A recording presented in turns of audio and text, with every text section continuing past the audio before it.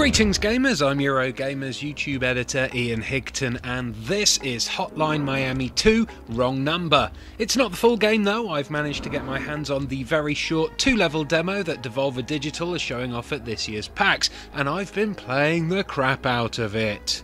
Now, I remember the first time I played the original Hotline Miami. It was on my PlayStation Vita and I was 40,000 feet in the air on a plane bound for Montreal. It was no ordinary flight though, it was the most turbulent flight I've ever been on. The plane was shaking so bad that galley equipment was falling out of shelves, people were screaming and crying, flight attendants were looking pale. We were experiencing the kind of turbulence you see in films, just before the plane rips in two and everyone gets sucked out of their seats into the cold night sky.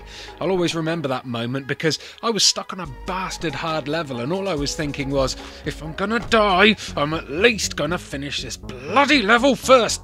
Damn it! And for me, that kind of sums up the Hotline Miami experience for both the original and this new sequel. Brutally frustrating, teeth-grindingly hard, but ultimately so moorish that you still want to play it, even when death is staring you in the face.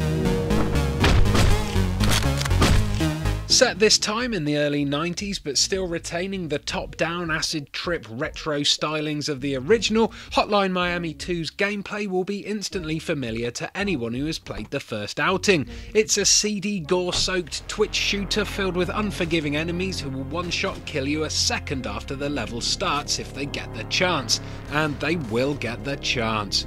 A lot.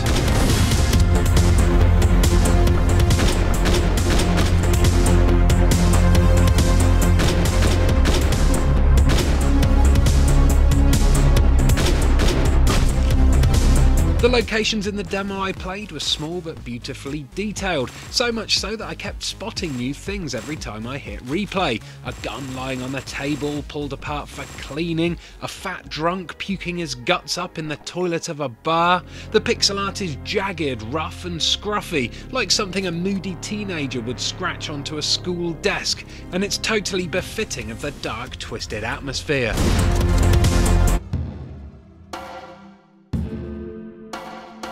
The original game had a huge amount of style, and one of its biggest selling points, the amazing Drive-inspired soundtrack, was one of the largest contributors to that style. This time around, the soundtrack is just as cool, but now the developers Dennerton Games have decided to add a bit of style to the gunplay as well, and this is where the fans come in. In the first level of the demo, I was able to choose between one of 4 fans. Well, technically 5, but I'll come to that later.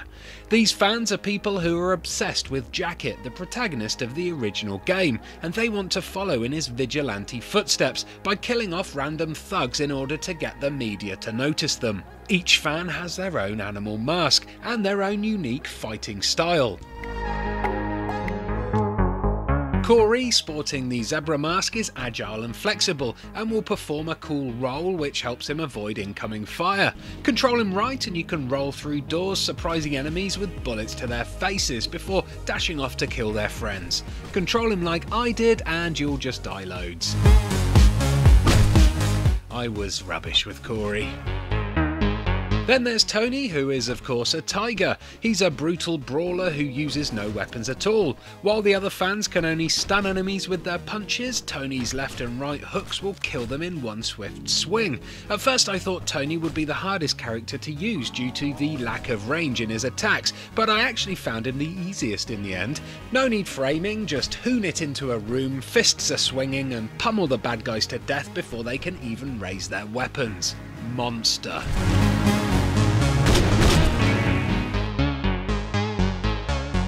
The next fan is actually 2 fans, the swan mask wearing siblings Alex and Ash. The leader of the 2, Alex, carries a chainsaw, while the second, Ash, who follows closely behind, is the one packing heat. While you only control the movement of the chainsaw wielding one, the other follows your path with some crude AI, you do have complete control over both of their attacks. On the PC build demo I played, the left mouse button swung Alex's chainsaw, while the right mouse button fired Ash's guns. Due to the wide arc of Alex's attacks, you can rush into a room of bad guys swinging like mad and hoping for the best, while using Ash to more precisely target anyone the whirring teeth of the chainsaw may have missed. Incredible fun when you get the hang of it. Finally, Mark, the big unfriendly bear, sports 2 machine guns at the start of each level. He fires them normally until you hold down the right mouse button. Do that and he spreads his arms out so he can fire left and right simultaneously, like something out of a John Woo film. He's the most balletic and the most stylish of the fighters, hard to master, but when you do, boy do you look like a badass.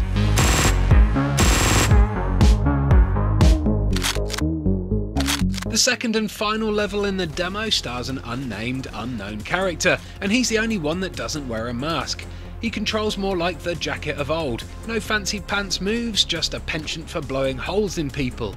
He enters what looks like a shopping centre under siege by crooks, but then right at the end of the demo he gets cornered by cops. Another vigilante? An undercover agent maybe? Your guess is as good as mine.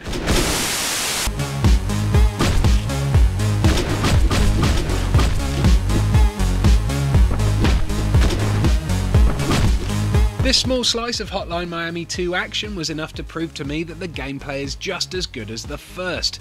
There's some added flair to the proceedings, but nothing has changed a great deal, and judging by this demo, anyone who is a fan of the original will feel right at home here. It's hard, it's so hard, and that will put off people without patience, but it's no harder than the first, and it's got just as much of that charm and effed up personality that make the first such a nasty little treat.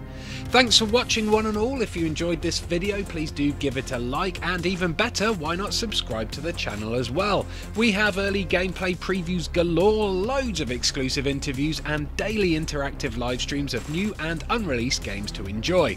Bye!